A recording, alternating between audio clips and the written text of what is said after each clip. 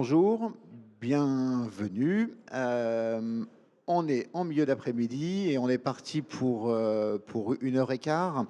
Ce que je vous propose, c'est que pour les questions, voilà, on se conservera, on aura un peu de temps à la fin.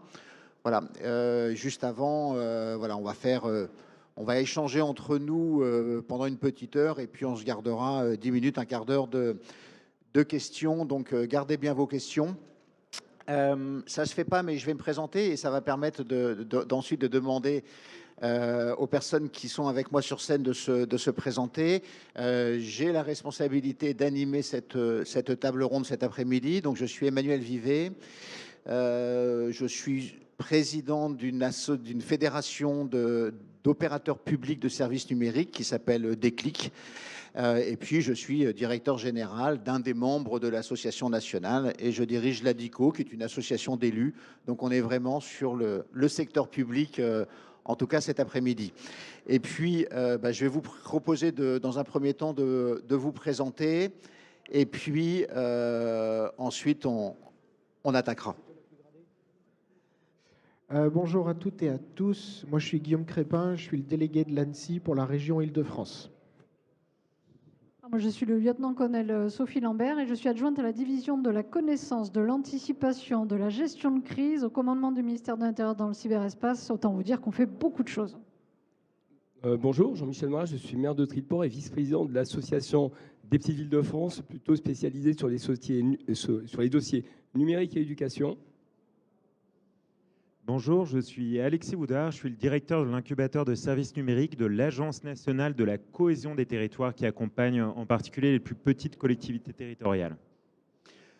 Alors, notre objectif cet après-midi, déjà, je vais rappeler le titre de la table ronde qui nous occupe. Pour être exact, comment concilier cybersécurité et services publics, état des lieux, force et prospective. On va essayer, à travers cette heure d'échange, déjà de regarder un peu ce qu'il en est. Régulièrement, nous voyons dans la presse ou presse spécialisée des informations sur des situations compliquées que peuvent rencontrer des collectivités ou en tout cas des structures ou des structures publiques. On parle de données personnelles. Et on va essayer, dans un premier temps, de regarder un petit peu la situation, comment la situation a évolué par rapport à un contexte, et puis comment on peut se projeter et qu'est-ce qui nous annonce, et qu'est-ce qu'on peut annoncer, ou en tout cas qu'est-ce qui nous attend. J'imagine que forcément on aura le mot IA qui apparaîtra un moment dans nos échanges, comment c'est venu compliquer ou pas une situation existante. Dans un premier temps, je vais démarrer par... merci beaucoup. Je vais démarrer par vous, Guillaume Crépin. Alors, j'ai mes petites notes pour ne pas me perdre et trouver une logique dans notre échange. Moi, j'ai rien. Quelles sont les principales menaces aujourd'hui et quel type d'organisations sont les plus ciblées? Est-ce qu'on est capable de répondre à cette question? Oui. Question suivante. Alors, quelles sont les principales... Alors déjà, j'aime pas le terme de ciblage. Il y en a, mais ce n'est pas la majorité du genre. Quelles sont les principales menaces? L'ANSSI a beaucoup écrit sur les menaces stratégiques qui pèsent sur le pays. On a plusieurs notes d'analyse, notes stratégiques qui sont parues, que ce soit sur le territoire ou sectoriel. Ce qu'on identifie, c'est 3 grandes menaces qui pèsent sur le pays et donc sur les acteurs du pays. C'est la menace étatique. On le voit tous les jours, on en entend parler. On fantasme aussi beaucoup sur l'amplitude, pas forcément sur la technicité, mais sur l'amplitude. Ce n'est pas systématiquement la faute des Russes, faut le dire. C'est souvent la faute des Russes, mais pas systématiquement la faute des Russes. La menace étatique, la menace cybercriminelle, qui agit essentiellement à des fins lucratives, par tout moyen, et la menace qu'on a vu progresser, qui n'était pas sur le podium jusqu'il y a peu, qui est montée sur le podium l'année dernière, c'est la menace dite activiste. Nous, on met un H devant, la menace activiste. Ce sont des hackers qui veulent faire passer des messages politiques à travers leurs attaques. Ce n'est pas forcément pour gagner de l'argent, c'est surtout pour faire beaucoup de visibilité. Après, qui est visé? Mais tout le monde. En fait, c'est ça le sujet, c'est qu'aujourd'hui, le numérique est partout, dans toute la société, tout a été numérisé, partout, tout le temps. Toutes les collectivités territoriales travaillent sur du numérique, les entreprises ont tout numérisé. On parlera de l'IA si vous voulez, c'est un autre sujet. Donc aujourd'hui, la menace, elle est juste systémique. Tout le monde, à un moment ou un autre, peut être pris. Vous mettez une machine sur un réseau, elle est visible, elle est vulnérable, quelqu'un va vouloir en prendre le contrôle. Vous déployez un parc d'objets connectés, et avec la 5G, on va en avoir des millions et des millions. Ces objets-là sont visibles, ils sont centralisés, ils peuvent être commandés à distance, ils sont forcément vulnérables à un moment ou à un autre, donc quelqu'un va vouloir en prendre le contrôle. Donc en fait, tout le monde, absolument tout le monde est concerné. Il n'est pas question de ciblage ou de pas ciblage. On a effectivement du ciblage. Cela étant, on ne peut pas non plus évacuer la question du ciblage. Les grands groupes sont ciblés, les banques sont ciblées, les opérateurs de télécommunications sont ciblés, les opérateurs d'eau peuvent être ciblés. Donc il y a des campagnes de ciblage, mais la majorité du genre dans les attaques informatiques, c'est de la pêche au chalut, c'est de la pêche au gros. On ne sait pas, ils ne savent pas forcément qui est derrière la machine, ils voient simplement une machine connectée, vulnérable, sur laquelle ils peuvent rentrer, et on verra bien après à qui elle appartenait, mais au départ, ce n'est pas ce qui les intéresse en priorité. Ils balancent des scripts sur Internet pour essayer de compromettre, le chiffre n'est pas anodin, des centaines de milliers de machines dans le monde, et puis celles qui répondent, et puis celles qu'ils arrivent à compromettre, ils vont ensuite continuer leur pénétration, et on verra bien qui est au bout du fil. Donc oui, on a des campagnes de ciblage, mais non, ce n'est pas systématique, et c'est plutôt de la pêche au chalut pour tout le monde.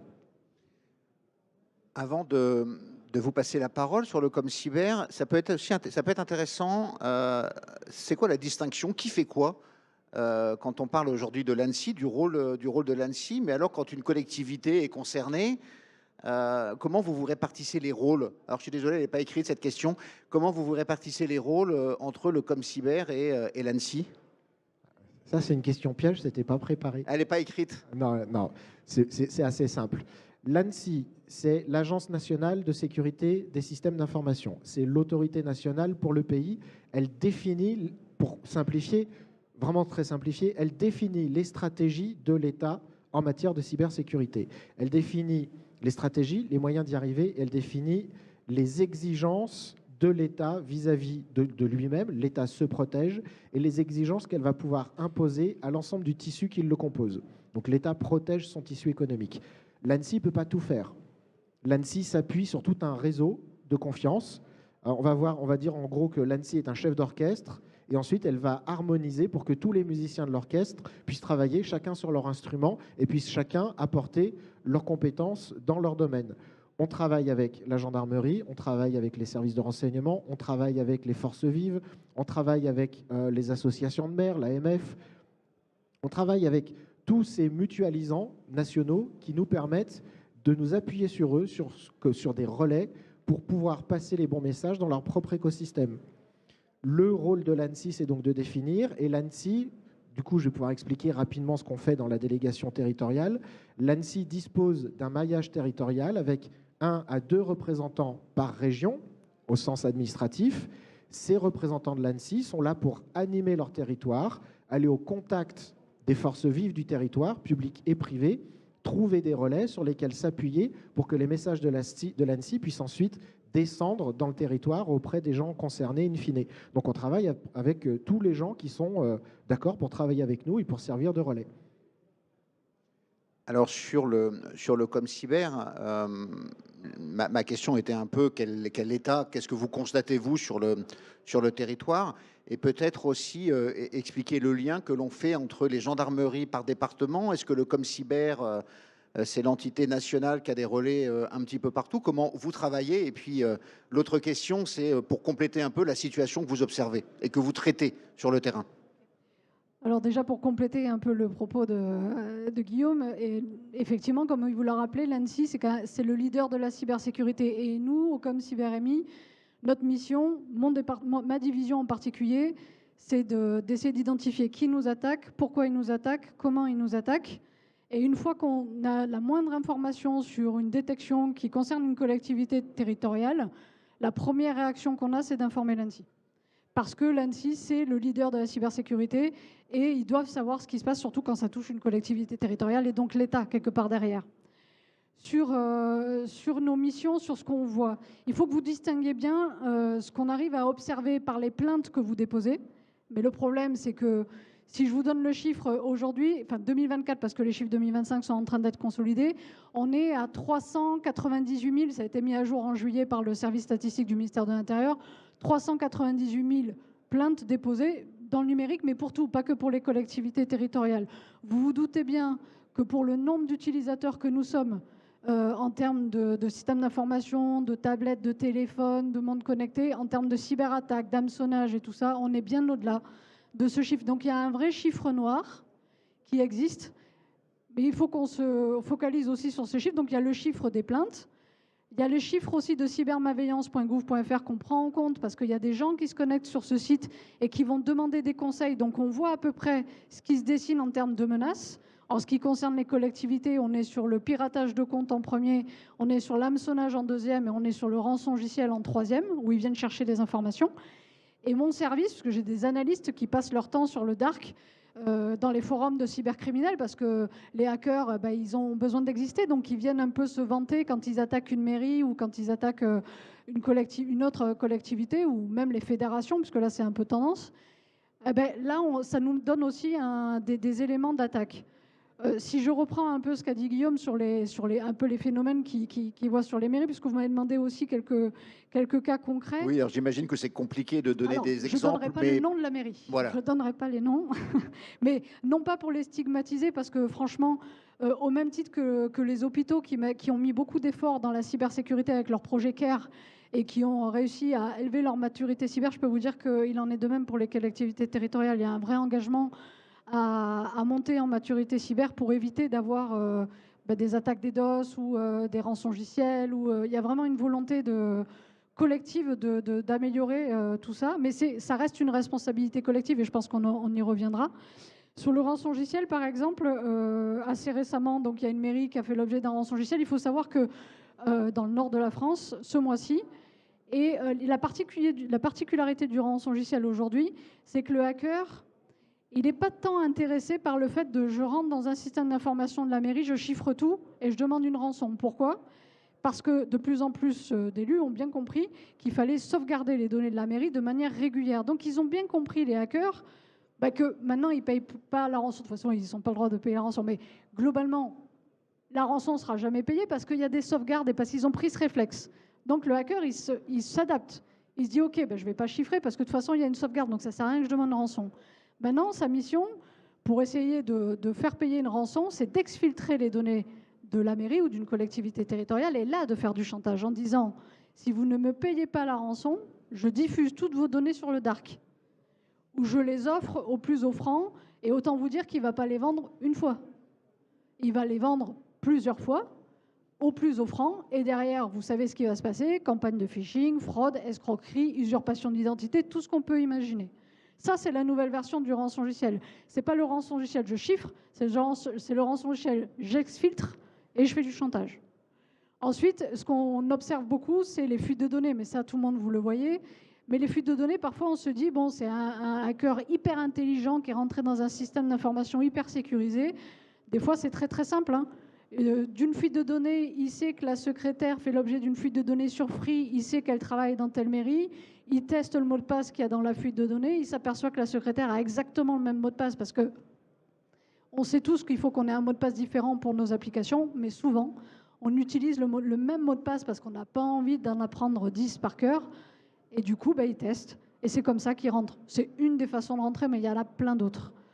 Et puis, sur les attaques DDoS, les attaques DDoS, c'est 95% à peu près des attaques sur les collectivités territoriales. Le but, c'est quoi ?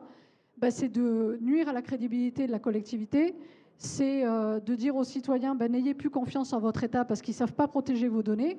Parce que quand on attaque une mairie, on attaque la vie administrative d'un citoyen. Il y a tellement de données dans une mairie qui concernent les citoyens que c'est une attaque qui concerne le citoyen, avant tout derrière la mairie. Donc voilà à peu près le panel qu'on pourrait avoir de ce qu'on observe dans les collectivités territoriales actuellement. Alors, en fait, vous avez répondu à ma prochaine question. Ma prochaine question, c'était pourquoi les collectivités sont concernées. Et en fait, on vient d'y répondre, à la fois pour déstabiliser une organisation et puis la donner. alors, je vais compléter.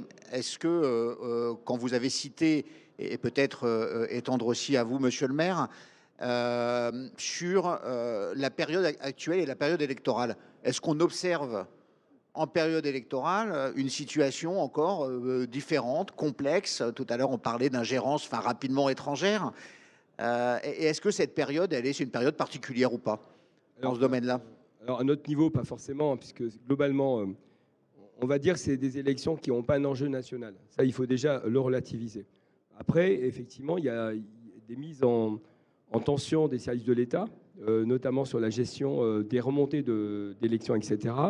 Et une surveillance particulière sur les collectivités qui ont des machines à voter. C'est effectivement sur cela qu'il faut qu'on soit vigilant. Après, sur les opérations, de manière générale, il n'y a pas de changement de nos méthodes de travail. Du fait d'abord du code électoral. Hein, je rappelle quand même qu'un maire, il est maire, mais il peut être aussi candidat. Et donc, à partir de là, il faut être très vigilant et avoir une certaine distanciation par rapport à nos services. Mais, et puis, toutes les opérations liées à la gestion électorale, généralement, sont faites par des collaborateurs qui sont triés quand même, puisque c'est très sensible, et notamment qui, avec maintenant la gestion des cartes nationales d'identité et la gestion du suivi des passeports, on va dire, sont bien acclimatés aux mesures de sécurisation et d'anticipation nécessaires à avoir sur ce type de mission. Je rappelle également quand même que, même si ce n'est pas du numérique, quoique, le RGPD a quand même changé pas mal de choses dans nos collectivités. Et c'est vrai que sur la gestion des fichiers, des données, etc., effectivement, c'est, on va dire, moins le désordre qu'auparavant. Après, il y a deux choses. De moins en moins de mairies ont un coffre-fort avec toutes les données agglomérées de nos citoyens. Il faut bien comprendre qu'aujourd'hui, très souvent, le site d'une collectivité, c'est en fait un portail qui oriente vers des services, ce qu'on appelle en SaaS, hein, des services sur lesquels se connecte le citoyen. C'est-à-dire que le citoyen, à partir du site de la mairie, va sur le site de l'éditeur de logiciels. Et très souvent aussi, ça veut dire quoi? Ça veut dire qu'il y a des données qui sont chez certains éditeurs et d'autres données qui ne le sont pas.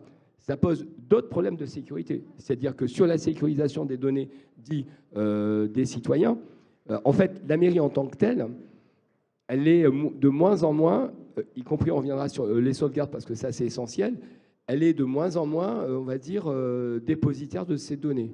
C'est-à-dire que ces données sont dématérialisées et gérées par des fournisseurs. D'où la problématique derrière de bien avoir une démarche systémique sur la sécurisation de la donnée dite citoyenne publique, y compris sur les éditeurs de logiciels. Et sur les éditeurs de logiciels, ça pose d'autres soucis parce qu'on est vraiment dans le cloud. Donc les soucis de souveraineté, les soucis de sécurisation physique d'abord des serveurs. On l'a vu il y a quelques années, même maintenant si on est un peu affranchi. Et puis bien évidemment, eh bien, les audits faits, et là on a besoin notamment des préconisations de l'ANSSI, etc., sur des opérateurs qui ne sont pas des opérateurs d'importance vitale, mais qui sont quand même des opérateurs qui gèrent des données sensibles. Et globalement, vous avez les données financières, vous avez les données du personnel. Très souvent, d'ailleurs, c'est des mêmes éditeurs qui ont ces propositions et qui sont des fois, d'ailleurs, hébergés dans des clouds qui ne sont pas forcément souverains, que ce soit clair. Et puis, vous avez effectivement toutes les données, entre guillemets, que la collectivité peut réceptionner sur tout ce qui est scolarité, etc. En fait, nous, on a eu une attaque, par exemple, sur ma collectivité. L'important, c'est effectivement ce que vous disiez, les sauvegardes. C'est-à-dire, nous, ça nous a déstabilisé une demi-journée parce que tout simplement, on avait pris des précautions et on avait anticipé. Le fait d'être attaqué, c'est pas... j'allais dire, c'est presque naturel quelque part. C'est-à-dire que globalement, et je ne pense pas que les collectivités soient plus visées que d'autres. Vous savez comme moi, mieux que moi pour certains, que globalement, les hackers, quand ce n'est pas des États qui font ça avec des visées qui sont autres que crapuleuses, ben globalement, c'est des robots qui testent les vulnérabilités et quand la porte est ouverte, ils rentrent. Donc en fait, je pense qu'il n'y a pas de systématisation d'attaque des collectivités. D'autant que on est des systèmes maintenant qui avancent de moins en moins de données, paradoxalement. Et Alors- c'est ce qu'on appelle en fait l'attaque par supply chain, c'est-à-dire qu'on n'attaque pas la mairie en direct, on attaque en fait par exemple des prestataires ou l'hébergeur ou l'éditeur de logiciels sur des mairies qui sont plutôt dans le nord-est de la France fin janvier. C'était des attaques par un logiciel de prise de rendez-vous en ligne Oui. qui sont rentrés pour attaquer les mairies. Alors, globalement, effectivement, où il faut qu'on soit vigilant, c'est sur tous les services que on peut avoir, on va dire, en add-on, en complément, qui mettent en relation. Parce qu'effectivement, un logiciel peut s'introduire par ce type de dispositif. Et c'est aussi pour ça qu'il est important, au niveau des collectivités territoriales, qu'il y ait un travail en collaboration, bien évidemment, avec l'ANSSI quand il y a problématique, mais globalement, cybermalveillance. Mais on est plus dans un traitement d'accompagnement. Mais clairement, aussi, on a besoin de labellisation, on a besoin de sécurisation sur nos fournisseurs et d'une montée en puissance des conditions de travail de nos fournisseurs. C'est-à-dire qu'on s'est rendu compte, y compris des fournisseurs qui sont très connus dans le monde territorial, qui n'étaient pas forcément les plus sécurisés. Et c'est vrai que si les banques font des crash tests au niveau numérique, il est important que les éditeurs de logiciels, et je pense que ça, vous y travaillez, eh ben, en fassent aussi. Alors, on se connaît, monsieur le maire, et en fait, je me suis encore fait avoir. Vous arrivez à me faire les questions avec les réponses et tout d'un seul coup, parce que je devais voir si vous aviez été concerné par une attaque. La question a été posée, mais alors je fais le lien avec l'ANSSI et le ComCyber. Sur un territoire, à qui vous vous adressez ? Quel a été le réflexe lorsqu'il y a eu un incident de sécurité? Est-ce que ça, c'est clair, c'est bien précis, c'est bien connu des collectivités? Et on va reparler du rôle de chacun. Alors d'abord, on la gère en interne, mais quand je vous parle de d'abord, alors le côté marrant, c'est que je faisais une table ronde avec Orange sur la cybersécurité le matin. Et j'avais très habilement et intelligemment terminé mon propos en disant, vous savez, ça peut arriver à tout le monde et ça peut aussi m'arriver. Et l'après-midi, effectivement, j'ai eu une alerte de mes services. Il y a eu un lien, non, précis? J'en sais rien. Et donc, globalement, ça a beaucoup déstabilisé les personnes de l'accueil, etc. Bon, ça a été pris en main très vite par notre fournisseur informatique, hein, puisqu'on a une sécurisation sur le serveur, etc. Donc, il y avait une sonde qui a décelé une attaque. Et donc, après, globalement, tout le jeu, ça a été de revenir grâce à la virtualisation des sauvegardes. Bon, on est une petite commune, hein, 5200, mais on est quand même sur ce... Et la plainte, elle arrive à quel moment? Alors, elle est arrivée le lendemain. C'est-à-dire que dès le lendemain, on a fait une plainte avec une déclaration qui est remontée à l'ANSSI, etc. Mais on est passé par la plainte parce qu'effectivement, la plainte, et moi, il faut porter plainte. Pourquoi? Parce que c'est à la fois un témoignage, mais c'est aussi le lancement de quelque chose. Alors, moi, je n'ai pas la chance ou pas la malchance, je ne sais pas, d'être en zone gendarmerie. Donc, moi, j'ai fait ma plainte au commissariat de police, etc., par quelqu'un manifestement qui n'avait pas tous les éléments sur le numérique, mais bon, on a porté plainte. Alors, on va vous interroger, Alexis, sur la perception, et vous, par rapport à votre perception de l'État. Qu'est-ce que doit faire, quel est l'impact aujourd'hui auprès des citoyens d'une attaque en collectivité? Comment c'est perçu aujourd'hui? Et puis on va commencer à parler un petit peu aussi du rôle de la NCT sur ces sujets-là. Merci Emmanuel.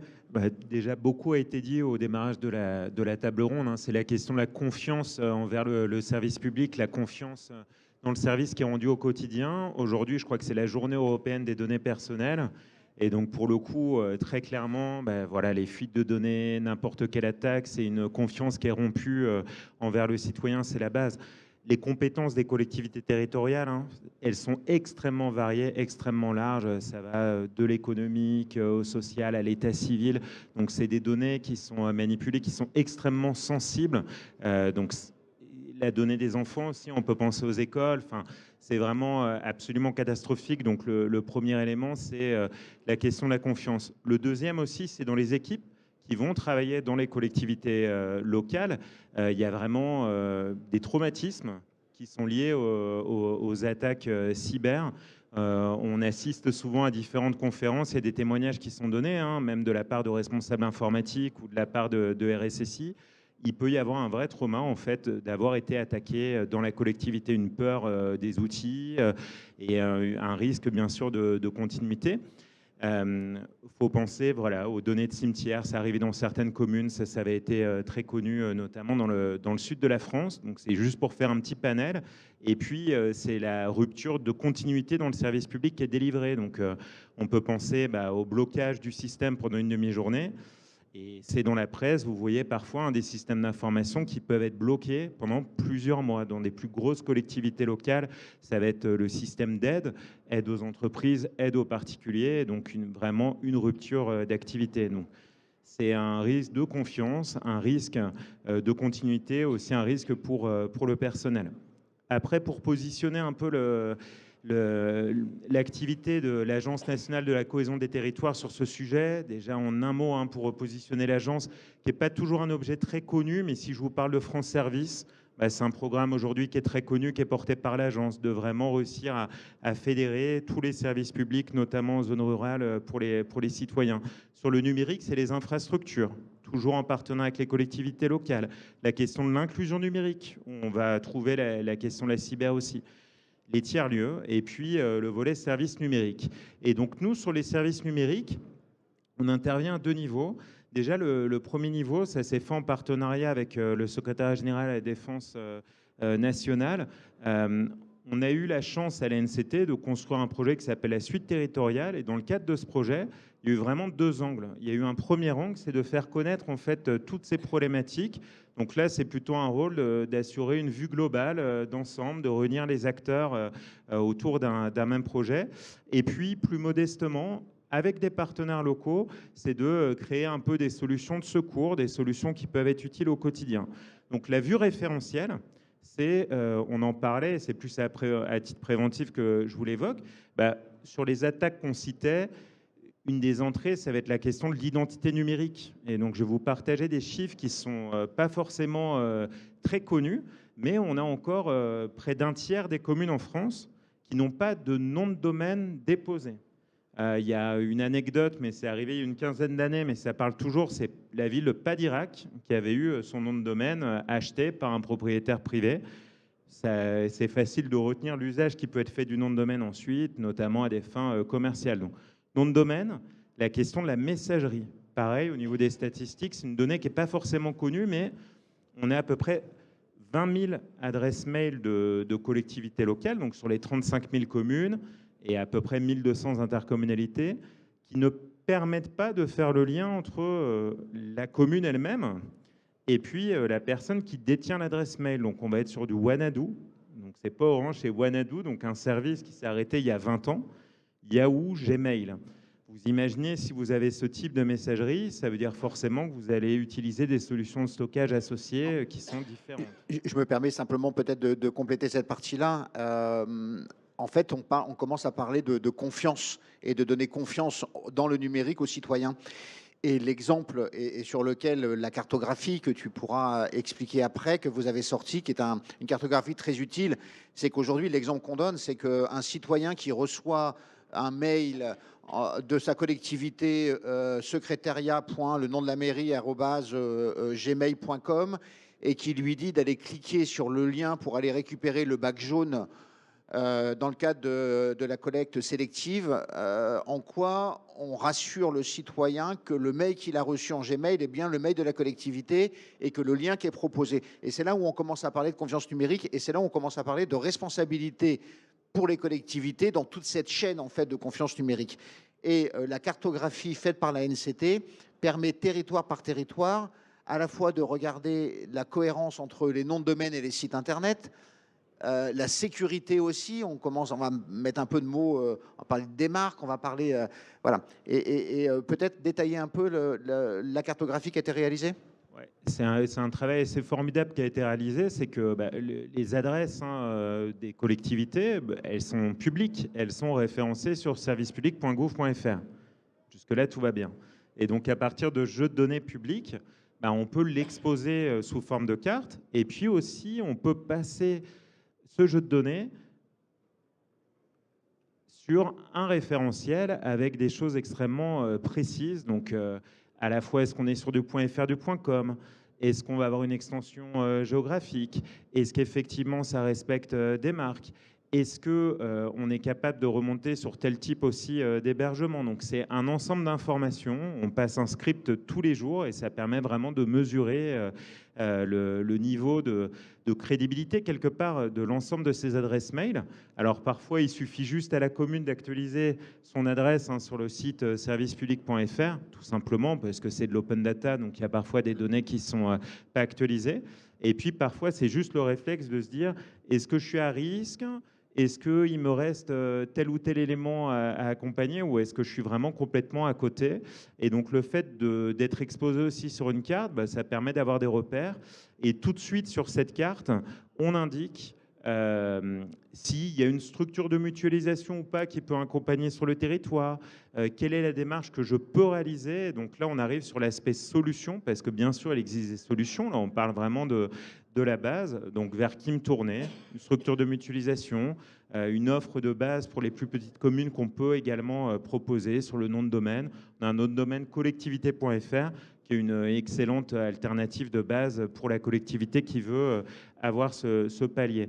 Quand on parle par rapport à la cartographie, pour resituer aussi le paysage français, on a plus de 30 000 communes en France qui ont moins de 3 500 habitants. Donc parfois, il y a une équipe avec des agents municipaux, et puis parfois, il y a tout simplement un secrétaire général de mairie, parfois même à temps partiel. Donc il y a une très, très grande diversité de collectivités locales. Nous, notre rôle, c'est à la fois de gérer ce référentiel, on peut essayer de développer au fil de temps sur d'autres sujets qui sont liés à la sécurité. Et puis, c'est aussi de vraiment proposer des solutions de base si ces toutes petites collectivités n'en ont pas trouvé facilement auprès d'elles. Alors, je ne suis pas élu, mais on peut commencer à parler de coûts. Tout ça a un coût. Le coût pour s'équiper ou le coût pour la remédiation. Est-ce qu'on a une échelle? Est-ce qu'on a des informations un peu sur ce que ça coûte? Alors peut-être que c'est lié à l'attaque elle-même, à l'état en fait de ce qui a été fait, si c'est du DDoS ou autre. Mais est-ce qu'on commence à avoir...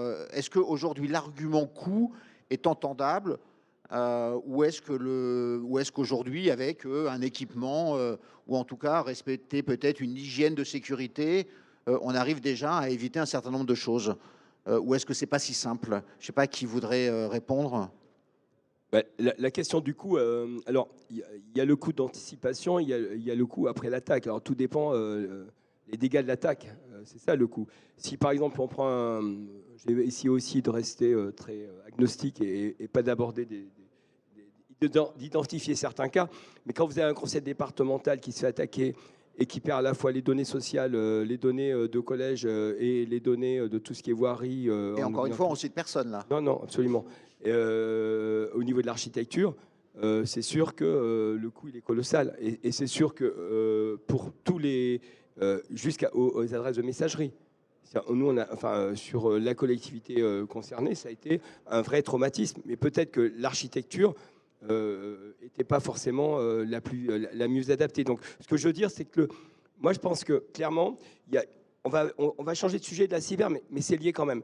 Aujourd'hui, par exemple, sur la fibre, nous avons là, c'est un gros débat que la PVF a avec notamment l'ARCEP et les opérateurs, c'est la sécurisation des armoires de fibre optique sur l'espace public. Chacun sait que ce n'est pas de la cyber, ce n'est pas un hacker, mais quelqu'un... Et je ne parle même pas de vandales. Un sous-traitant qui joue à changer les éléments et les trucs, ça arrive. Hein. Bon, même si ça s'était un peu assaini, c'est une perturbation grave du service de la ville. Et forcément, le coût, c'est que les personnes ne peuvent plus se connecter. C'est le coût d'usage. C'est comment on se débrouille. Et ça veut dire aussi que, clairement, il faut se poser la question de comment je fonctionne sans ordinateur. Ça veut dire que la gestion de crise, y compris par rapport à cela, on doit fonctionner quand même. Donc après, effectivement, il y a plusieurs postes. Le poste déjà, peut-être d'avoir une ligne sécurisée quand on est une ville avec des téléservices efficients, c'est peut-être un coût, mais c'est une économie parce que dès que l'armoire sur l'espace public, elle ne marche pas, on n'a plus cette panne. J'en parle tranquillement parce qu'on l'a vu. Après, il y a effectivement les coûts qu'on met dans les serveurs, dans le suivi, etc. La problématique qu'on a beaucoup par rapport à ça, c'est quel est l'opérateur de confiance, en qui on a confiance, et qui, à un moment donné, quand il ne sait pas, dit « je ne sais pas », et se retourne vers là. Moi, dans beaucoup de tables rondes, on aborde des coûts, mais le coût est subjectif. Le coût, il faut le contextualiser.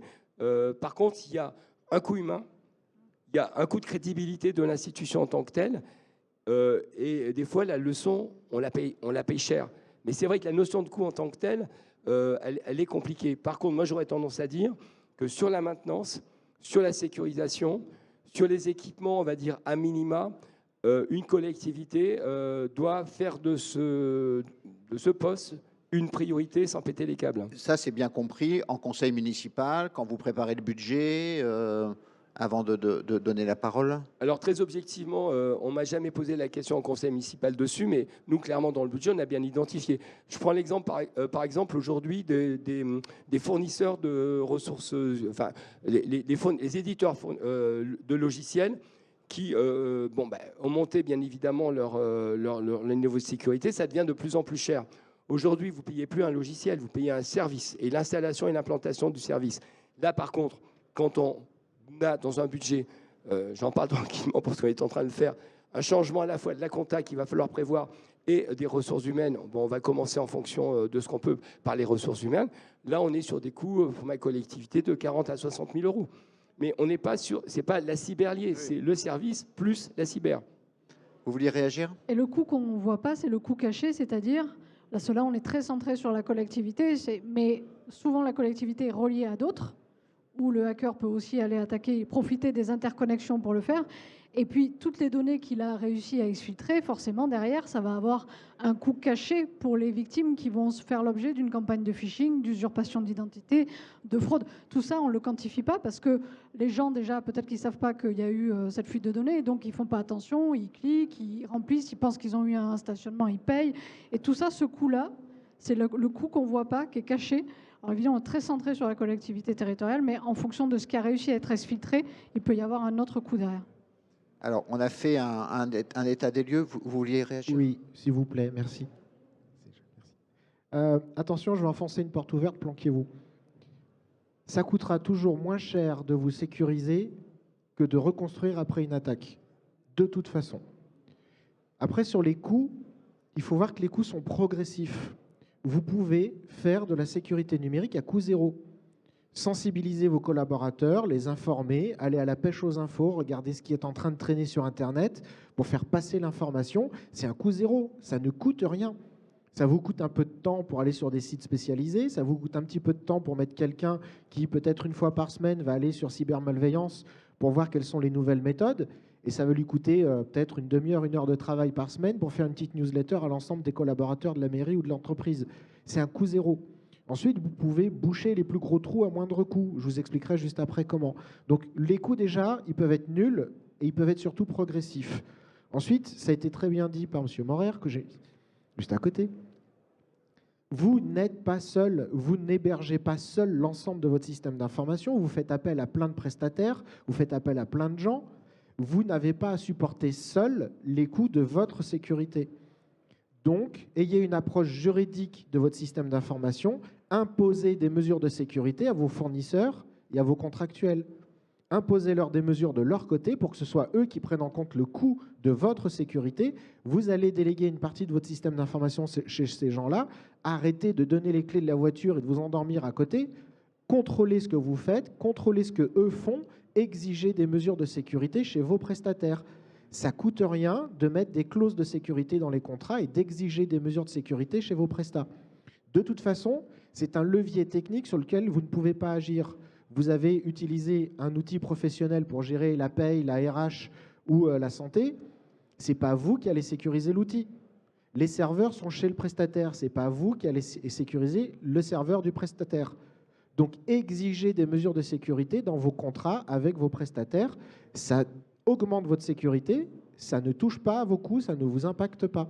Donc, les coûts sont progressifs et pas forcément sur votre tête. Alors, on a déjà commencé, on va aborder l'anticipation.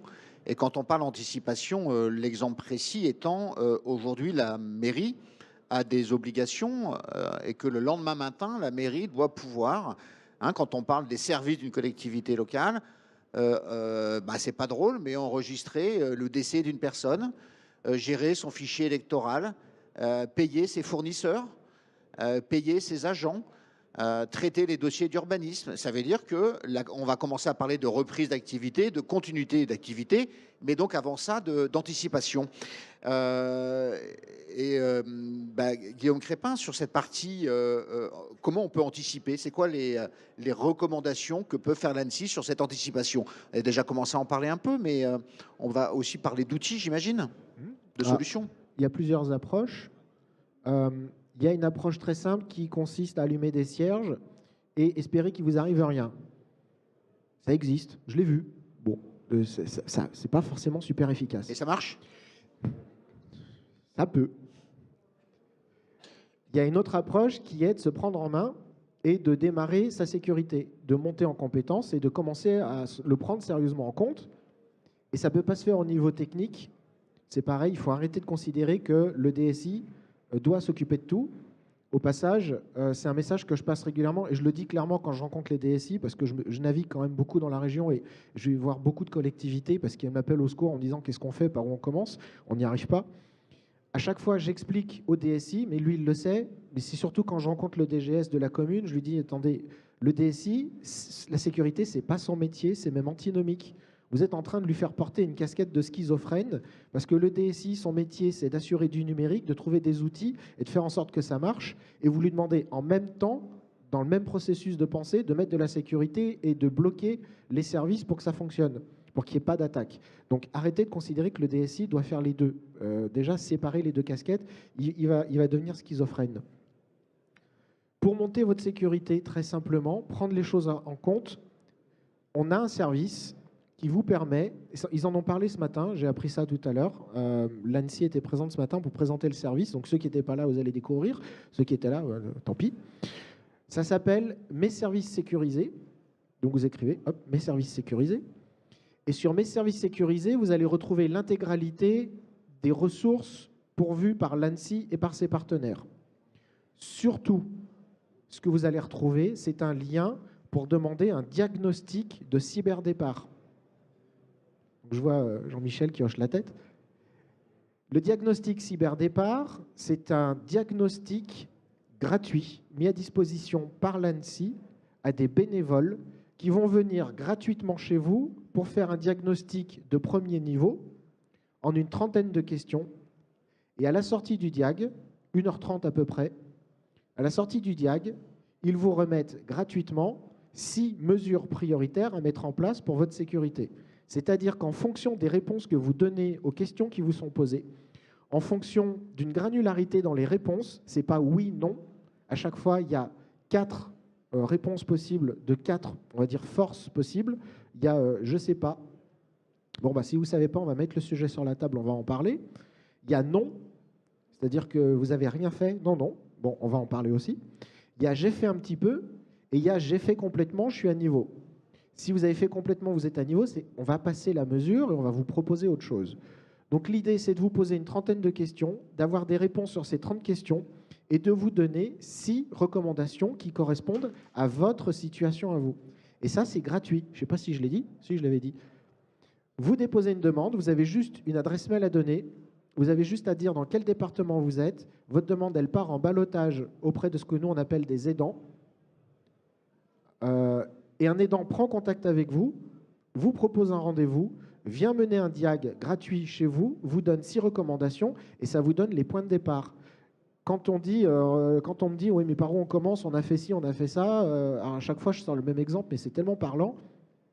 Une DSI dans une collectivité qui me dit pour commencer on a fait un pen test sur un applicatif qu'on utilise. Oui, vous avez fait un pen test. L'applicatif il est critique? Je ne sais pas. Et vous avez fait ça, vous avez vérifié vos mots de passe, est-ce que vous avez sécurisé votre approche, vos serveurs? Je ne sais pas, on a fait un pen test. Et donc je lui ai dit, en fait, ce que vous venez de faire, c'est probablement parce que vous n'avez pas fait d'études avant, vous venez probablement de fermer le vasistas dans le grenier, alors qu'il n'y a toujours pas de porte et de fenêtre au rez-de-chaussée. Donc on commence par faire un diagnostic global, on commence par regarder quel est l'état de la situation. Et ça commence, la toute première question, je l'adore, c'est est-ce que vous avez cartographié votre système et vos activités critiques? Est-ce que vous savez quelles sont les activités que vous ne pouvez pas arrêter dans votre collectivité? Non. On va commencer par ça et on va mettre des watts sur ces activités-là. Donc moi, je vous invite, pour démarrer, si vous vous posez des questions, faites le diag, 1h30, une trentaine de questions, 6 recommandations à la sortie, et vous savez par où démarrer pour boucher les plus gros trous dans la raquette. Et il n'y a pas eu de dépenses jusqu'à ce niveau-là. Et ça coûte 0. Alors après, ça coûtera peut-être pour mettre en place. Dans les recommandations qu'on donne à l'issue du diagnostic, on a pondéré ces recommandations. On les pondère en termes de facilité de mise en place, de gain à la sortie dans la mise en place de la mesure et de coût de la mesure. Ça veut dire qu'on va proposer en priorité les mesures les plus simples à mettre en place, qui ont le gain le plus rapide et qui coûtent le moins cher. Donc si vous ne sensibilisez absolument pas vos utilisateurs, on va vous demander dans les premières priorités de sensibiliser les gens. C'est rapide, c'est facile et ça ne coûte rien. Donc vous allez sur Mes services cyber, vous cliquez sur, comment ils appellent ça, Cyberdépart. Moi j'ai connu ça quand ça s'appelait Mon aide cyber, du coup je suis perdu. Donc ça s'appelle Cyberdépart, du coup je l'appelle l'aide au démarrage. Vous faites un diag, vous demandez, quelqu'un vient chez vous gratuitement et vous fait un petit diag rapide sur la base d'un diagnostic de l'agence. Ah, ça me fait penser à deux suites. Une première, mais je vous interrogerai avant, mais après, Alexis, on vient de parler là du rôle de l'ANSSI dans cet accompagnement en amont et comment la NCT complète ce dispositif, sachant que vous travaillez avec l'ANSSI. Mais peut-être pour parler de l'anticipation aussi, la gendarmerie localement, je sais qu'il existe aussi des interventions qui se font. Comment vous accompagnez aussi sur les territoires? Comme on est au ministère de l'Intérieur, je représente autant la police que la gendarmerie. Et du coup, on a à peu près 20 000 cyber-enquêteurs formés en France, donc jusqu'au niveau local, au plus bas du territoire, avec des spécialistes et des experts un peu plus centrés au niveau de Paris pour les enquêtes un peu plus complexes. En tout état de cause, ces enquêteurs sont formés pour faire des interventions localement auprès des mairies, des CCI, en particulier pour apporter en prévention aussi. En prévention.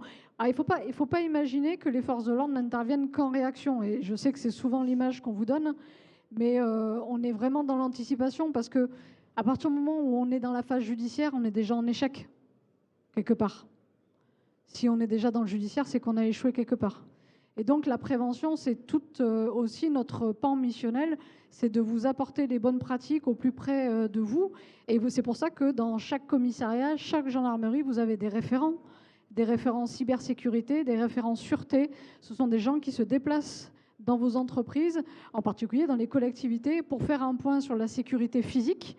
Mais aujourd'hui, puisque ça fait partie de leur formation sur la cybersécurité. Et évidemment, on ne fait pas doublon avec l'ANSSI puisqu'on se sert du cyberdépart pour vous donner aussi ces bonnes pratiques. Il est hors de question de vous perdre dans la lisibilité des outils qui existent au niveau national. L'ANSSI a créé ce cyberdépart. Les forces de l'ordre prennent ce que l'ANSSI fait parce que c'est la parole. C'est la parole du leader de la cybersécurité. Donc c'est celle-là qu'on doit diffuser. On n'a aucun intérêt à vous perdre et à ne plus vous orienter. Nous, on va rajouter des petits plus sur la sécurité physique. On rajoute aussi si vous êtes dans les crypto-monnaies, parce que c'est un peu tendance. Donc maintenant, on fait de la sensibilisation. Si vous êtes dans la crypto-monnaie en tant que professionnel ou détenteur particulier, parce que c'est une menace qui grandit de plus en plus. Donc c'est quelque chose qu'on vient apporter aussi.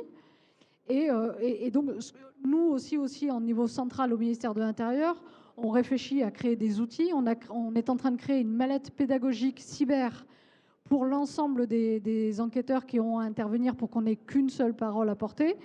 Ce sont les réservistes de la police et de la gendarmerie qui vont pouvoir aussi, puisqu'ils sont partout sur le territoire, puisqu'ils sont volontaires pour nous appuyer, qui vont pouvoir aller dans les mairies qui auront besoin, dans les entreprises qui auront besoin de former leurs salariés, les sensibiliser. Ils auront cette mallette pédagogique qui sera commune aux deux forces. Et on crée aussi des MOOC sur la gestion de crise cyber. Il y en a un qui est sur cybermalveillance et il y en a un qui est en cours de création et qu'on porte avec l'Association des maires de France, qui sera essentiellement destiné aux collectivités territoriales et qu'on a l'intention de leur fournir très rapidement et qui sera vraiment ciblé sur la gestion de crise sur les collectivités territoriales. Donc vraiment, on réfléchit à vous donner des outils le plus accessible possible parce qu'on sait que vous n'avez pas envie de lire des livrets de 60 pages.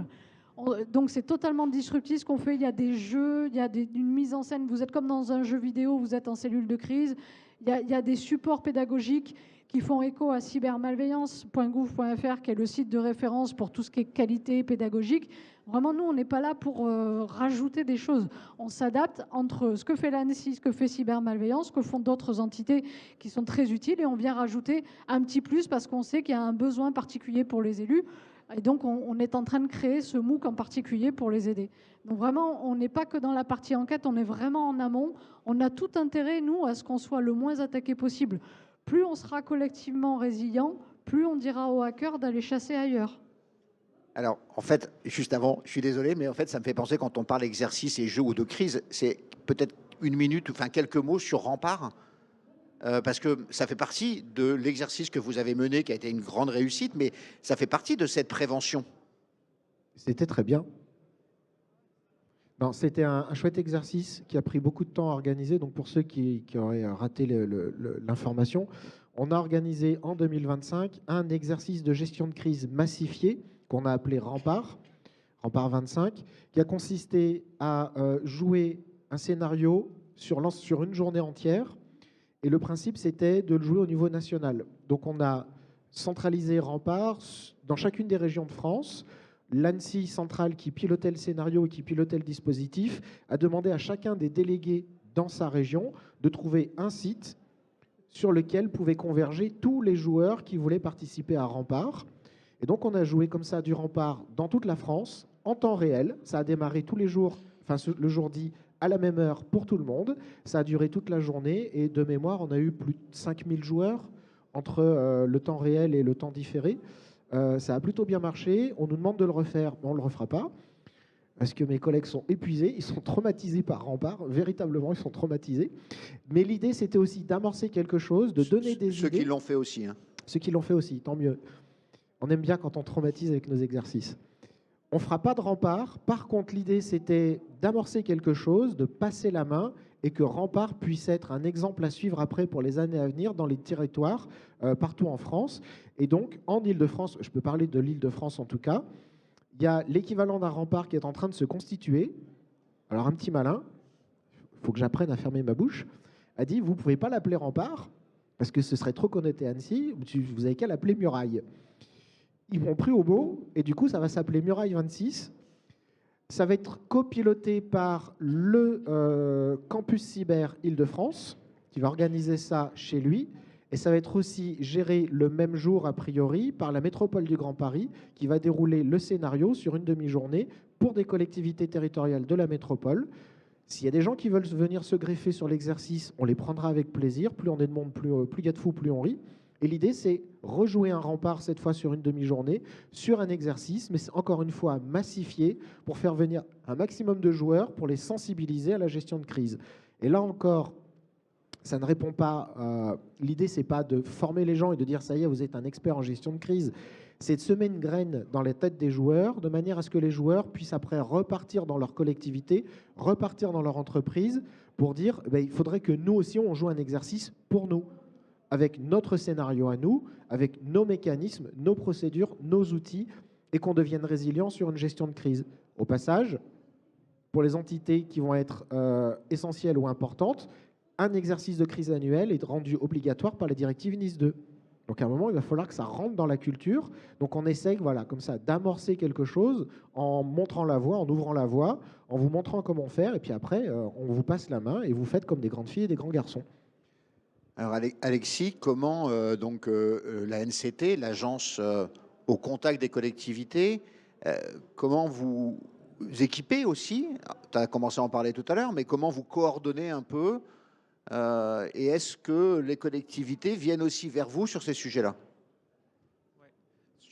Sur la coordination, c'est un peu l'esprit de ce qu'indiquait le ComCyber, c'est que il y a vraiment un enjeu à chacun apporter sa valeur ajoutée, donc pas rajouter un nouveau dispositif. Donc il y a un premier sujet, c'est nous on travaille beaucoup avec la direction interministérielle du numérique, avec l'ANSSI bien sûr. Donc il y a un programme qui est le programme Transformation numérique des territoires qui permet de se coordonner avec les associations d'élus locaux, avec les différents ministères, les différentes administrations. Donc là il y a cette coordination.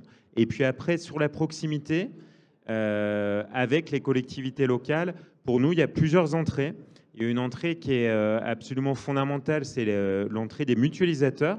Donc on a tissé un partenariat avec les organisations qui font la mutualisation en France, qu'on appelle les opérateurs publics de services numériques. C'est l'association technique qui est présidée par Emmanuel. Et donc c'est un réseau d'acteurs dont on s'est rapproché au cours de ces 2 dernières années, tout simplement parce qu'il n'y a pas de page blanche sur le territoire. Il y a plein de choses formidables qui sont faites, donc c'est l'enjeu aussi de la valorisation, de le faire connaître, du partage de bonnes pratiques. Et puis, c'est un vecteur de mutualisation dans le sens où quand nous, au niveau national, on a pu créer certains outils, et ben, ces structures de mutualisation peuvent avoir un rôle de passeur. Et puis, à l'inverse, quand au niveau local, il y a eu des initiatives, ben, on peut le fédérer au niveau national. Donc, il y a l'enjeu de la mutualisation.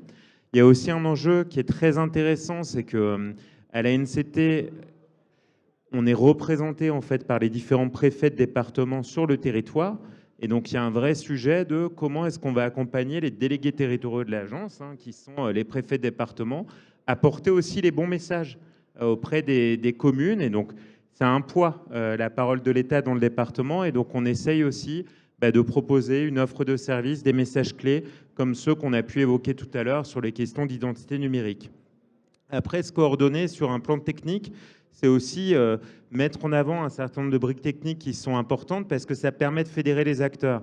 Donc j'en citerai une, c'est la question de ProConnect, qui est une brique technique qui est portée par la DINUM aujourd'hui. Tout le monde connaît France Connect ces dernières années avec maintenant plusieurs dizaines de millions d'utilisateurs. Dans la sphère professionnelle, que ce soit côté entreprise, élus locaux, agents publics, on a aujourd'hui cette brique technique qui permet de fédérer les acteurs et d'essayer aussi d'élever le niveau de sécurité par le haut et puis accessoirement de simplifier l'accès. Donc derrière, c'est beaucoup d'échanges techniques entre éditeurs et services de l'État, entre services de l'État et collectivités locales. Donc c'est quelque chose qui peut tirer tout le monde par le haut. Après, Emmanuel, tu m'incitais à parler d'accompagnement. On a aussi des dispositifs au sein de l'agence qui permettent pour les plus petites collectivités locales, via leur préfecture, de bénéficier d'accompagnement. Donc on appelle ça, nous, l'accompagnement numérique sur mesure. Et donc c'est des conseils qui vont aller au contact de la commune, donc vraiment les petites communes généralement, pour aller écouter les maires, les équipes, et puis pour déterminer les besoins de la collectivité. Et donc ça, c'est vraiment besoin tous azimuts en termes de services numériques. Et à chaque fois, dans cet accompagnement, dans ce rôle de conseil, c'est des missions très courtes. Il y a toujours, à un moment donné, heureusement, nativement, le sujet de la sécurité qui va se poser. Puis, dernier exemple d'accompagnement, toujours pour montrer qu'on joue collectif. C'est ce qui nous rassemble aussi, on l'a cité à plusieurs reprises, c'est cybermalveillance, à l'instar des associations d'élus, du ministère de l'Intérieur, de l'ANSSI. On est membre aussi de ce groupement d'intérêt public qui permet de fédérer toutes les forces, donc d'avoir des outils très pédagogiques, donc notamment, j'en cite un, ça sera un des 5 ou 6 outils qu'on a cités, la mallette cyber, et donc qui est utilisée notamment par les conseillers numériques que vous retrouvez un petit peu partout sur le territoire. Donc voilà, 4-5 exemples sur différents plans d'accompagnement qu'on peut réaliser. Alors je m'en voudrais si on ne prononçait pas aussi le 17 cyber pendant notre échange, qui est une solution proposée par cybermalveillance.gouv.fr. Les forces de l'ordre. Les forces de l'ordre. En fait, c'est le 17 cyber, c'est finalement le seul réflexe que vous devriez avoir si vous avez un doute ou si vous constatez que vous êtes victime d'une cybermalveillance. 17cyber.gouv.fr, c'est une plateforme en ligne que vous allez pouvoir retrouver, qui a été créée par cybermalveillance et par les forces de sécurité intérieure, donc la police et la gendarmerie. Et en fait, c'est un parcours victime. Vous expliquez ce qui vous arrive, ce que vous constatez, et ça va vous orienter, ça va vous donner des conseils ou les démarches à faire. Et si jamais, pour X raison, la plateforme ne comprend pas ce qui vous arrive ou c'est trop complexe, il vous renvoie sur masécurité.fr. Et masécurité.fr, c'est la possibilité pour vous de chatter en direct avec un policier ou un gendarme, 24 heures sur 24, 7 jours sur 7. Je peux vous assurer que ce n'est pas un robot, c'est vraiment des gens qui sont derrière, qui vous répondent et qui vous orientent. Vraiment, tout est fait pour, vous le voyez depuis tout à l'heure, on vous parle, c'est de vous donner des outils qui sont totalement cohérents. Il n'y a pas de doublons, il n'y a pas de surcharge. Et 17 Cyber, c'est le réflexe que vous devez avoir si vous arrive quelque chose. Vous allez sur cette plateforme et on va vous orienter. Et si jamais c'est trop compliqué, c'est un policier et un gendarme qui reprend la main et qui vous oriente. Alors, si vous êtes un élu ou, si vous avez, ou alors vous habitez une collectivité, comme c'est la période électorale, allez voir votre maire, demandez-lui que le 17 Cyber soit sur le site de la commune. C'est-à-dire qu'aujourd'hui, en fait, ça a été tellement bien fait qu'on peut implémenter, mais d'une facilité extrême, le 17 Cyber, et ça permet, dans une commune, au citoyen qui va, pour aller voir la date de la brocante, se rendre compte qu'il a le 17 Cyber, il clique dessus, et après, il est accompagné par les forces de l'ordre avec ce jeu de questions-réponses. Ça démarre, je crois, de tête. Est-ce que vous êtes un particulier, une association, une entreprise? C'est ouvert à tout le monde, même aux collectivités. Voilà. Et en fait, ça prend tout. C'est-à-dire que même si vous avez un prélèvement frauduleux sur votre compte bancaire, tout, ça vous renverra sur la bonne plateforme. Si vous avez accès à un site internet qui est complètement illégal ou illicite, vous passez par cette plateforme, ça va vous renvoyer sur Pharos. C'est vraiment le point d'entrée qui vous permet ensuite d'être orienté vers la meilleure plateforme qui correspondra à votre besoin. Il n'y a même pas à réfléchir où est-ce qu'il faut que vous ayez. C'est 17cyber.gouv.fr et je peux vous assurer que vous allez gagner du temps et ça va vous permettre vraiment d'aller à l'essentiel de ce que vous vivez, de ce que vous traversez et ça vous donnera les meilleurs conseils. Alors, Jean-Michel, monsieur le maire, en fait, c'est le bonheur complet. On a du gratuit, on a de l'accompagnement, on sait ce qu'il faut faire. Et pourquoi on a une table ronde pour en parler? Non, je pense que déjà, ce qu'il faut, ça m'amuse parce que je réfléchissais aux précédentes tables rondes il y a quelques années. Et c'est là où on voit quand même l'évolution et la montée de maturité des organisations. Parce que très clairement, il n'y a pas si longtemps, le seul interlocuteur qu'on avait, c'était l'ANSSI. Mais l'ANSSI, il ne pouvait pas se démultiplier, être au four et au moulin. Et cybermalveillance est arrivée. Et nous, association d'élus, on s'est posé la question. Et on est une des premières associations d'élus d'ailleurs à adhérer au cybermalveillance. C'était comment être le plus utile. Alors, est-ce que le plus utile, c'est animer une cacophonie ou au contraire, c'est essayer d'avoir une même parole et un travail en synergie? Et donc, nous, notre credo, et c'est ce que j'ai convaincu mon association de faire, ça a été d'accompagner le mouvement de cybermalveillance. Parce qu'effectivement, il y a une très grande cohérence que vous avez dit. C'est-à-dire qu'il n'y a pas une multiplication des acteurs, il y a des tentatives, que ce soit clair, de multiplication des acteurs. Et il est important que les associations d'élus soient éveillées. On n'est pas là pour, on va dire, accompagner certains jeux économiques ou entreprises, etc. On est surtout là pour que la sécurité en tant que telle, elle soit la mieux assurée. Et avec l'ANSSI en tête de proue qui source l'état des lieux, qui fait un état des lieux, qui intervient avec des spécialistes quand il faut, quand c'est chaud, avec effectivement derrière les forces de l'ordre, gendarmerie, police, et puis tout le travail exceptionnel. Hein. Moi, je trouve que Cybermalveillance, ils font un travail exceptionnel avec les moyens qu'ils ont. On a déjà des bons interlocuteurs. Alors, aujourd'hui, on s'aperçoit qu'on monte en maturité. Pourquoi ? Parce qu'on n'est pas dans le discours d'avant qui était protégez-vous, protégez-vous, il ne vous arrivera rien. On est dans un discours où on vous dit protégez-vous, mais si vous arrive quelque chose, comment on va réagir et rebondir? Et ça, c'est ça la résilience. La résilience, c'est pas se dire ça m'arrivera jamais.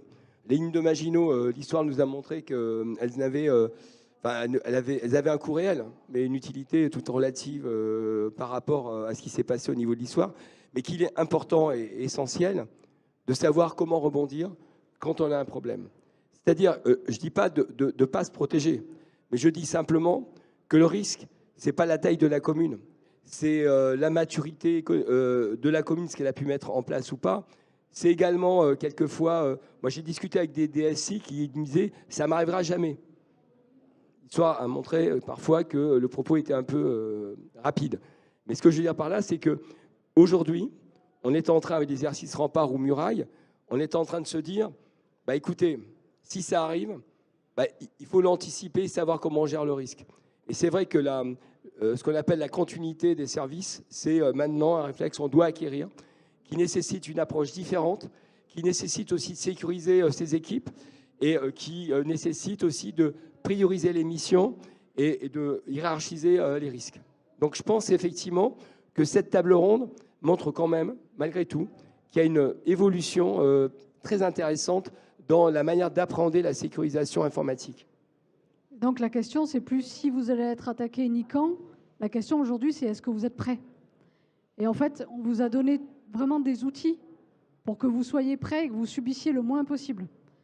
Aujourd'hui, il faut que vous soyez en capacité, si ça vous arrive, et malheureusement, il y a de grandes chances pour que ça vous arrive, c'est de réduire l'impact parce que vous vous serez préparé en amont. Alors, on va, si après il y a des questions, peut-être, et vous approchez des interlocuteurs à la fin, parce que en fait, le temps défile très très vite. Pour peut-être conclure cette table ronde, est-ce que un mot, une action à faire, quelle action prioritaire demain? Qu'est-ce que l'on peut conseiller? Par quoi on démarre? Et si on devait retenir de cette table ronde une chose, laquelle ça serait? Le cyber, c'est super. Le numérique, c'est fantastique. En un mot, faites du diag. Vous ne savez pas par où commencer, ou vous avez déjà mis en place des choses et vous n'êtes pas certain de ce que vous avez fait, faites un diag. Voilà, faites un diag Mon Aide Cyber, enfin Cyber Départ. Au mieux, au pire, bah, ça vous identifiera les premières actions à prendre. Au mieux, ça vous confirmera que vous avez déjà pris les bonnes actions. Et de toute façon, on vous en donne 6. Ce que je ne dis pas, c'est qu'on vous en donne d'autres après pour pouvoir être autonome. Donc il y en a 6 et plus. Donc si j'ai un truc à vous dire, c'est faites du diag et anticipez autant que possible, et ça fait partie des questions. Anticipez, comme disait tout à l'heure, anticipez le moment où ça va tomber. Je vais dire la même chose, mais autrement. Le risque zéro n'existe pas. Vous aurez beau prendre toutes les mesures de sécurité que vous voulez, tout ce que vous allez faire, c'est retarder l'échéance, sauf qu'à un moment, ça va taper. Et la vraie question de résilience, c'est pas quel est le niveau de défense que vous avez mis au moment où ça tape, c'est trop tard. C'est comment vous réagissez au moment où ça tape. C'est ce qui différenciera un arrêt total des services d'un petit rhume que vous passerez simplement parce que vous êtes préparé. Donc, faites du diag pour boucher les trous et anticipez, jouez des exercices de crise pour vous préparer pour le jour où ça va taper. Un peu la même question, elle va devenir difficile au fur et à mesure, mais... Allez, on passe tellement de temps dans le monde numérique qu'on ne peut pas rentrer dans un monde sans en connaître les dangers et sans prémunir, on est d'accord? Le seul conseil que je vous donne, c'est de développer une culture de cybersécurité. Ça doit devenir un sujet du quotidien, vous ne pouvez pas passer à côté. Au même titre que parfois j'interviens dans les collèges ou dans les lycées pour les jeunes, je leur dis que c'est tout aussi important que la sécurité routière aujourd'hui, la cybersécurité. Vous apprenez à vos enfants à traverser la route, apprenez-leur à rentrer dans le monde numérique en sachant quels sont les dangers et comment s'en protéger. Donc il faut qu'on développe tous une culture de cybersécurité, ça doit faire partie de notre quotidien. Jean-Michel? Je vais essayer d'être complémentaire. Si on s'adresse à des responsables informatiques ou des élus qui sont sur ces tâches-là, moi j'aurais tendance à dire cartographier vos partenaires de confiance éventuels dans ces questions. Parce que clairement, des fois on est isolé, des fois on ne sait pas.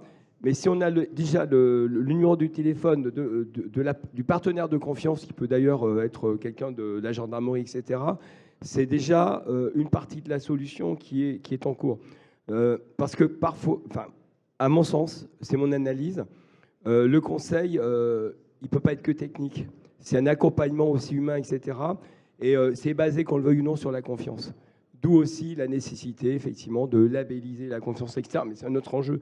Mais j'aurais tendance à dire, en complément de ce qui a été dit, cartographier les partenaires qui peuvent vous aider efficacement, concrètement, au quotidien, de proximité proche. Hein. Ça, c'est important. Alors, Alexis, il te reste les derniers mots, alors. Exactement, le mot cartographie a été utilisé plusieurs fois, donc vraiment je vous incite à aller sur le site de la suite territoriale juste pour découvrir cette cartographie de présence en ligne des collectivités. Alors non pas que vous soyez concerné, mais pour faire savoir, pour faire connaître et se dire tiens, ça peut passer par où je me situe, si je connais une petite commune, de faire savoir cet enjeu d'identité numérique et de messagerie la plus conforme possible. Et pareil, cette carte permet de voir tout un tas d'opérateurs de proximité qui peuvent accompagner les plus petites communes, encore une fois. Hein, mais c'est important de savoir et de faire savoir sur ce volet-là. Merci beaucoup. On a abordé beaucoup de points. J'espère que voilà, des réponses ou en tout cas de l'information et que vous avez appris ou noté un certain nombre de choses. Et puis, bonne fin de salon. Et puis, on reste à votre disposition après pour échanger en fonction du timing. Je crois qu'il y a une autre table ronde juste après.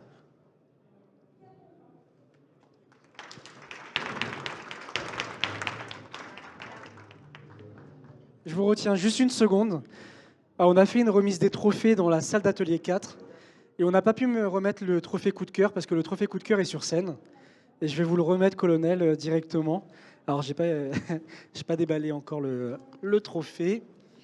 Mais voilà, on avait un comité scientifique composé de 13 membres de jury de différentes industries, d'hôpitaux, de santé, etc., qui ont élu le projet de la ComCyberEMI trophée coup de cœur. Et donc, je suis ravi de vous remettre le trophée à l'issue de cette plénière pour bien terminer la journée.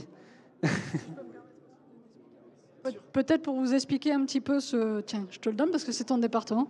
Ce projet, en fait, tout à l'heure, vous savez, je vous disais que j'aimais pas trop quand on était en réaction, c'était un échec. L'anticipation, on le fait en fonction des publics cibles et c'est le cas des collectivités. Là, c'est pour les ados. Les enfants qui sont de plus en plus numériques, ils attaquent très vite les téléphones et les tablettes. Et en fait, on a un adjudant qui s'appelle Frédéric Hommel qui a créé une carte sur Fortnite. En fait, c'est une carte, un monde virtuel de force de l'ordre où les jeunes vont pouvoir aller avec un numéro de carte, tout simplement prendre les bons conseils de cybersécurité. Ils vont y retrouver la police, la gendarmerie. Ils vont retrouver aussi le parquet anti-cybercriminalité qui va leur rappeler ce qu'ils risquent s'ils jouent dans le côté obscur de la force. Mais c'était pour vous dire que, vous voyez, on va essayer de chercher qu'est-ce qui va plaire aux enfants. Comment ? Parce que franchement, quand vous arrivez avec une PS5 au collège, que vous le mettez sur la table du prof, je peux vous assurer que vous attirez plus facilement l'attention que quand vous leur faites 50 slides pendant 2 heures. Là, quand on arrive avec la PS5 et qu'on s'assoit et qu'on leur dit « on va jouer les gars », je peux vous dire que là, ils sont comme ça et on leur fait passer les messages et ils jouent avec la console et ils ont à chaque fois un monde et ils font des messages en fonction du monde où ils passent. Et il y a des messages de cybersécurité pour leur dire, ben voilà, quand vous jouez en ligne, faites attention parce qu'il y a des gens pas toujours bien attentionnés, notamment quand ils échangent en ligne. Et cette carte Fortnite, en fait, elle va pouvoir être démultipliée pour plein de facilités pour atteindre nos jeunes parce que c'est leur code. Actuellement, les codes, c'est Fortnite, c'est Roblox, c'est les jeux vidéo sur lesquels ils jouent. Et on essaye à chaque fois, en fonction du public, d'aller chercher ce petit truc en plus qui va faire que le message va passer. Et donc, c'est ce prix-là. Et on vous remercie beaucoup de nous donner l'envie. Et puis, c'est le département de la prévention du ComCyberEMI qui a créé ce projet. Et on a plein d'idées pour nos jeunes, pour les collectivités. Donc, on va continuer à poursuivre et on va être dans la prévention et pas dans la réaction. Merci beaucoup. Très bonne soirée.